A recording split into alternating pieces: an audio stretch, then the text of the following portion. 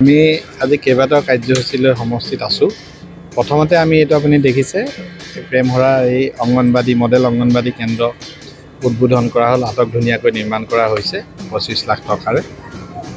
আমাৰ সৰুপথাৰ উন্নয়ন খণ্ডৰ অধীনত প্ৰায় 341টা অংগনবাদী কেন্দ্ৰ আছে।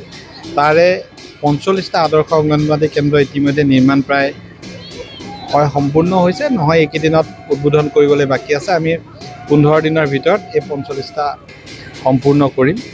আৰু তাৰোপৰি আমি বিভিন্ন বেলেগ বেলেগ আঁচনিৰ জৰিয়তে আজি MGNৰেগাই হওক, বেলেগ আঁচনিৰ জৰিয়তে হওক, আমাৰ ইয়াত থকা প্ৰত্যেকটো অংগনবাদী কেন্দ্ৰ আমি সুন্দৰকৈ নিৰ্মাণ কৰাৰ পৰিকল্পনা কৰিছোঁ।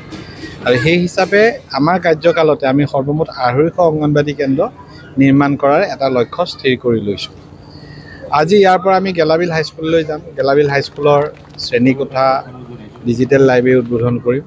তাৰ পাছত গেলাবিল হস্পিটেলখন আমি কিছু তাৰ বিল্ডিঙৰ উন্নয়নৰ আঁচনি লৈছোঁ। প্ৰায় 93 লাখ টকা ব্যয় সাপেক্ষে গেলাবিলৰ চিকিৎসালয়খনৰ পুনৰ নিৰ্মাণৰ কাম আজি আৰম্ভ কৰিম।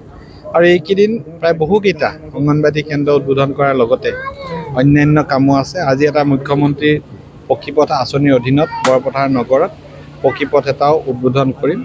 উন্নয়নৰ ধাৰাবাহিকতা আমি অক্ষুণ্ণ ৰাখিব বিচাৰিছোঁ।